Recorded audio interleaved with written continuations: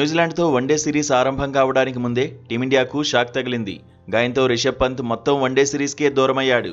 Practice చేస్తున్న సమయంలోనే యువ వికెట్ కీపర్ గాయపడ్డాడు. పక్కటెముకలపై బంతి బలంగా తాకింది. దీంతో పంత్ విలవిల్లాడిపోయాడు. వైద్య పరీక్షల్లో పొత్తికడుపు భాగంలో సైడ్ స్ట్రెయిన్ అయినట్టు వైద్యులు గుర్తించారు. దీంతో విశ్రాంతి తీసుకోక తప్పని పరిస్థితి వచ్చింది. ఒకవేళ పంత్ జట్టులో ఉన్న తుది జట్టులో ఛాన్స్ దొరికేది కాదనే చర్చ ఉంది. ఎందుకంటే ఫస్ట్ చాయిస్ వికెట్ కీపర్ బ్యాటర్గా కేఎల్ రాహుల్ కొనసాగుతున్నాడు. కొంతకాలంగా వికెట్ల వెనకాల రాహులే ఉంటున్నాడు.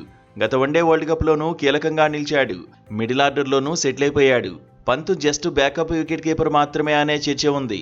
రిషబ్ లేకపోవడంతో ఇప్పుడు జట్టులోకి ధ్రువ్ జురెల్ వచ్చేశాడు. ఇప్పటి వరకు ధ్రువ్ జురెల్ వన్డే మ్యాచ్ల్లో బరిలోకి దిగలేదు. విజయ్ హజారే ట్రోఫీలో యంగ్ ప్లేయర్ అద్భుతంగా రాణించాడు. పరుగులు పోటెత్తించాడు. ఆడిన 7 మ్యాచ్ల్లో 558 పరుగులు సాధించాడు. 2 సెంచరీలు, 4 హాఫ్ సెంచరీలు కొట్టాడు.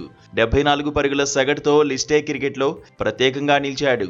దీంతో రిషబ్ పంత్కు ప్రత్యామ్నాయంగా జట్టులోకి ధ్రువ్ జురెల్ను సెలెక్టర్లు తీసుకున్నారు. వడోదర మ్యాచ్కు ముందే టీమిండియాలో ఏ ప్లేయర్ చేరాడు.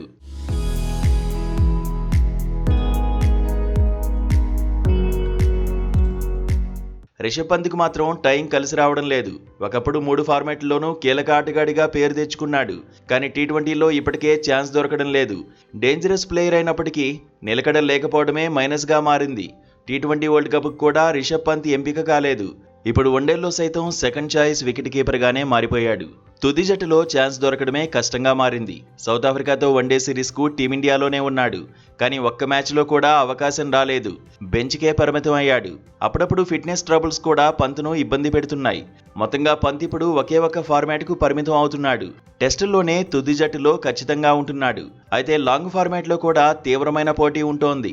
టెస్టుల్లో వైస్ కెప్టెన్గా ఉన్న పంత్ నిలకడగా రాణించకపోతే ఒత్తిడి పెరిగే అవకాశం ఉంటుంది. టీ20లు, వన్డేల్లో చివరిగా 2024లో రిషబ్ బరిలోకి దిగాడు. శ్రీలంకలోనే అవకాశం దక్కించుకున్నాడు. గత నవంబర్లో సౌత్ ఆఫ్రికాతో టెస్ట్ తర్వాత మళ్లీ అంతర్జాతీయ మ్యాచ్ల్లో బరిలో దిగలేదు.